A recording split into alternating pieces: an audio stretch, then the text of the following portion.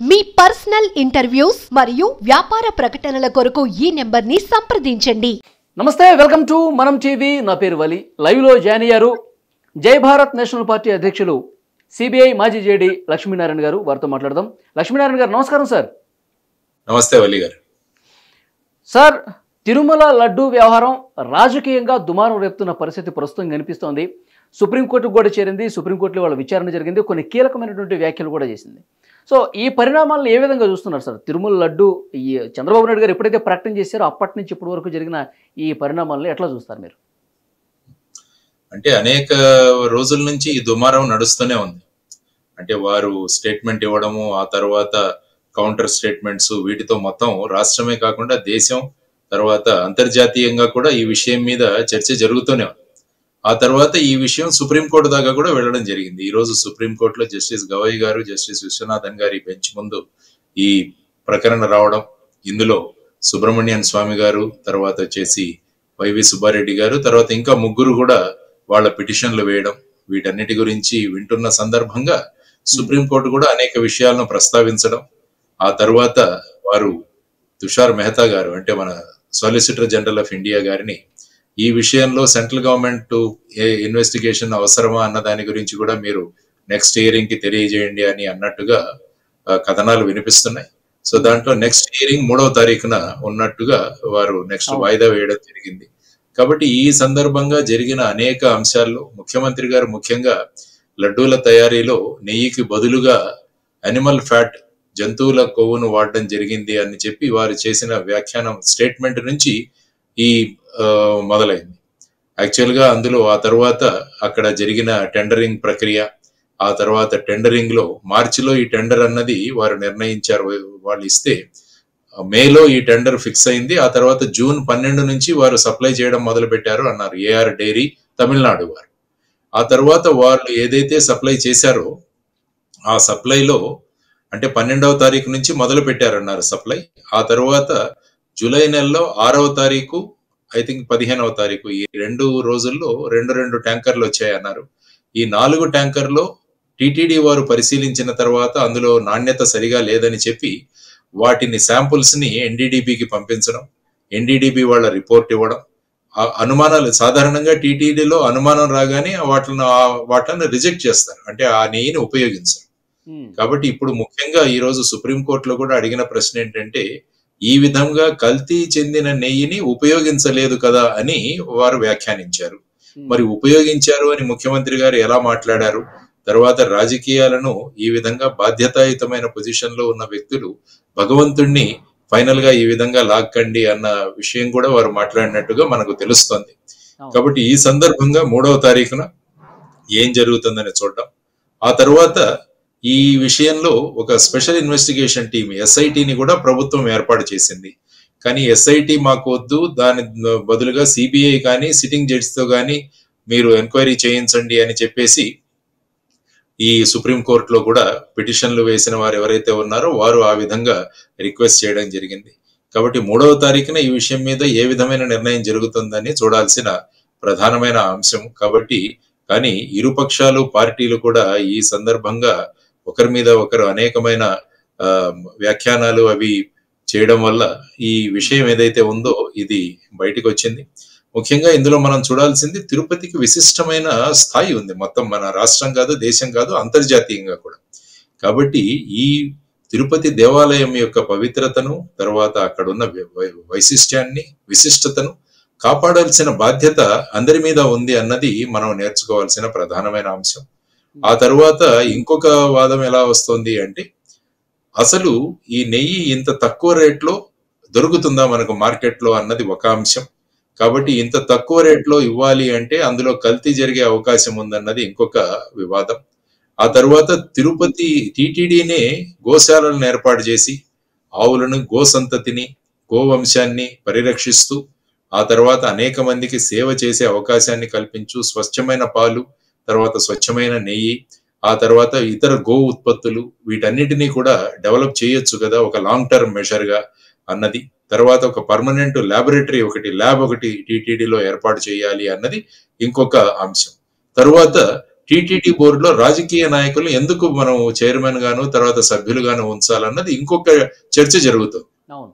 అంటే యాక్చువల్ గా తిరుపతి యొక్క వైశిష్ట్యాన్ని తీసుకురావాలంటే ఆధ్యాత్మిక భావనలు, తర్వాత సనాతన ధర్మం పట్ల ఆసక్తి ఉన్నవారు, దాని మీద విశ్వాసం ఉన్నవారు, అటువంటి తర్వాత ప్రజాసేవ చేసిన వారు, ఇటువంటి వారిని మెంబర్స్ గా మనం వెయ్యాలి. కానీ మీకు ఇక్కడ ఎమ్మెల్యే సీట్ ఇవ్వలేదు, మీకు అక్కడ ఎమ్మెల్సీ సీట్ ఇవ్వలేకపోయాం, కాబట్టి దానికి బదులుగా టీటీడీ మెంబర్ గా మిమ్మల్ని ఇస్తాం, ఇటువంటివి జరగకూడదు అని యాక్చువల్ గా 1996వ సంవత్సరం ఆంధ్రప్రదేశ్ హైకోర్టు కూడా టీటీడీ మెంబర్లుగా ఆధ్యాత్మిక భావనలు, సనాతన ధర్మ ప్రచారం చేసేవారు, ఆ తర్వాత ఫిలాంథ్రోపిక్ వర్క్ అంటాం, అంటే ప్రజాయుత సేవలు చేస్తున్నవారు, అటువంటి వారిని బోర్డు మెంబర్లుగా మీరు చేయండి అని చెప్పి కూడా ఆ సందర్భంగా సూచనలు చేయడం జరిగింది.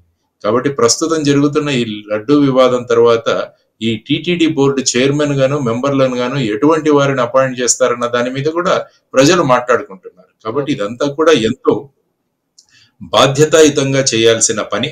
కాబట్టి ఈ విషయంలో అనేక సంస్కరణలు అవసరం. అంటే తర్వాత ఎవరు ఎలా మాట్లాడాలన్న దాని మీద కూడా చాలా రిస్ట్రిక్షన్స్ ఉంటాయి. అందుకనే ఎప్పుడు నేను అంటుంటాను, నోటి నుంచి వచ్చిన మాట, విల్లులోంచి బయలుదేరిన బాణం, ఆ తర్వాత గడిచిపోయిన సమయం, ఇవేవి కూడా వెనక్కి రావు. కాబట్టి ప్రతి ఒక్కరూ ఏం మాట్లాడుతున్నాము అన్న దాని మీద దాని యొక్క రిపర్కషన్ చెప్తూ ఉన్నారు. అనుమానం వచ్చింది కాబట్టే ఇప్పుడు వాటిని శాంపిల్స్ పంపించారు. కొంత అనుమానం ఉంది కాబట్టి ఆ శాంపిల్ రిపోర్ట్స్ వచ్చిన ఎస్ వాల్యూని బట్టి ముఖ్యమంత్రి గారు ప్రకటన చేశారంటున్నారు. కానీ జగన్మోహన్ రెడ్డి గారు ముఖ్యమంత్రిగా ఉన్న సమయంలో వాళ్ళకి ఆల్రెడీ తక్కువ ధరకే కొంటున్నారు కాబట్టి కొంత కల్తీ విషయం వాళ్ళ పరిగణలో ఉంది. వాళ్ళు ఎందుకు శాంపిల్స్ పంపిస్తారు, ఎందుకు టెస్టులు చేస్తారని ఒక ప్రధాన ప్రశ్న కూడా వస్తుంది. ఏమంటారు సార్? అందుకనే కదా ఎస్ఐటీలో వీటిని గురించి కూడా చేయాలి. అంటే యాక్చువల్ గా టెండర్ మీరు ఎలా ఇచ్చారు, టెండర్ లో స్పెసిఫికేషన్లు ఎఫ్ఎస్ఎస్ఐ ఈ స్పెసిఫికేషన్ గా ఇచ్చారా, టెండర్ లో ఏమన్నా మార్పులు చేశారా, ఆ తర్వాత వచ్చేసి టెండర్ ఎవరైతే వ్యక్తికి ఇచ్చారో వారి దగ్గర నుంచి ఎవరికైనా ముడుపులు అందాయా, ఇవన్నీ కూడా ఇన్వెస్టిగేషన్ లో భాగం. ఎస్ఐటి వాళ్ళు ఏదైతే చేస్తున్నారో నాకు వచ్చిన సమాచారం కానీ లేకుంటే పేపర్లు మీడియా నుంచి నేను చెప్పింది ఏంటంటే, ఎప్పుడైతే టెండర్ ఫిక్స్ అయిన తర్వాత ఆ టెండర్ ఎవరికైతే వస్తుందో వారు వాళ్ళ శాంపుల్స్ ని ఎన్ఏబిఎల్ ల్యాబ్స్ లో టెస్ట్ చేయించాలి. ఆ ఎన్ఏబిఎల్ నేషనల్ అక్రిడిటెడ్ ల్యాబ్స్ ఏవైతే ఉంటాయో ఆ రిపోర్ట్లు తీసుకుని టీటీడీకి వస్తే మళ్ళా ఇక్కడున్న ల్యాబ్ లో చిన్న పరీక్షలు చేసి వాటిలో కూడా పాస్ అయితే దాన్నే లడ్డు తయారీకి వినియోగిస్తారని చెప్పడం జరిగింది. కాబట్టి ఇప్పుడు ఎస్ఐటి చూడాల్సిన బాధ్యత ఏంటంటే, ఈ కాంట్రాక్ట్ అప్రూవల్ అయిన తర్వాత నుంచి ఎన్ని ట్యాంకర్లు సప్లై చేశారు, మొత్తం 10 ట్యాంకర్లు సప్లై చేశారని, అందులో 4 రిజెక్ట్ అయ్యాయని, మిగతా 6 ఉపయోగించారని కొన్ని వార్తలు ఉన్నాయి. మరి ఆ ఉపయోగించిన నెయ్యిలో ఏ విధమైన రిపోర్ట్స్ ఎన్ఏబిఎల్ అక్రిడిట్ ల్యాబ్ నుంచి మీకు వచ్చాయి, ఆ తర్వాత వాటిలో ఏ విధంగా మీరు ఉపయోగించారు, టీటీడీ బోర్డు కండక్ట్ చేసిన టెస్టులు ఏవైతే ఉన్నాయో వాటిలో ఏ విధమైన టెస్టులు మీరు చేశారు, ఇవన్నీ కూడా చూడాల్సిన అంశం. ఇదంతా కూడా పార్ట్ ఆఫ్ ది ఇన్వెస్టిగేషన్. అంటే ఇంత తక్కువ నెయ్యి అంటే 319 రూపాయల 80 పైసలు ఒక కేజీ. యాక్చువల్ గా మార్కెట్ లో చూసుకుంటే మీకు సుమారుగా 500-600 నుంచి నెయ్యి 3000 రూపాయల వరకు కిలో మీకు ఉంటుంది మార్కెట్ లో. అంటే సోర్స్ ఏంటి, ఆ తర్వాత మీరు దేశీ ఆవులు తీసుకున్నారా, లేకుంటే జెర్సీ గానీ హెచ్ఎఫ్ గానీ ఇవి వాడారా, లేకుంటే మిక్స్డ్ మిల్క్ తీసుకున్నారా, వీటన్నిటి మీద, తర్వాత ఆవు నెయ్య, తర్వాత గేదె నెయ్య, వీటి మీద కూడా చాలా రేట్లలో తేడా వస్తుంది. కాబట్టి వీటన్నిటిని కూడా పరిగణలోకి తీసుకుని ఏ విధంగా ఈ రేట్ డిసైడ్ చేయబడింది, ఆ తర్వాత యాక్చువల్ గా ఏఆర్ డైరీ ఫ్యాక్టరీలో కూడా వెళ్ళి అక్కడ కూడా ఇన్స్పెక్ట్ చేయాల్సిన అవసరం. అంటే ఏ ప్రక్రియ ఏ విధంగా జరుగుతుంది, వాళ్ళు ఎవరి దగ్గర నుంచి ఈ మిల్క్ ప్రొక్యూర్మెంట్ చేస్తున్నారు, వీటన్నిటి కూడా ఒక డీటెయిల్డ్ ఎంక్వైరీ చేయాలి. ఎందుకంటే ఇప్పుడు నెయ్యి ఉపయోగించాము అని లడ్లు తయారు చేసామన్నది వాటిలను టెస్ట్ చేయడానికి లడ్ల శాంపుల్ ఉండదు, ఎందుకంటే అవి వెంటనే మనం ఉపయోగిస్తుంటాం కాబట్టి ఇప్పుడు మన దగ్గర ఉన్న సాక్ష్యాధారాలు కేవలం ల్యాబ్ రిపోర్ట్లు, టీటీడీ చేసిన ల్యాబ్ రిపోర్ట్లు, ఆ తర్వాత టెండర్. జగన్ గారు ముఖ్యమంత్రిగా ఉన్న సమయంలో కూడా నెయ్యి సప్లై చేసింది కదా సార్? యాక్చువల్ గా ఆ టెండర్ అన్నది మార్చి నెలలో వాళ్ళు నోటిఫై చేశారన్నారు. టెండర్ ఫిక్స్ అయింది, టెండర్ డిసైడ్ చేసింది మే నెలలో అన్నారు. యాక్చువల్ గా వాళ్ళు సప్లై మొదలు పెట్టింది 12 జూన్ 2024 నుంచి అన్నారు.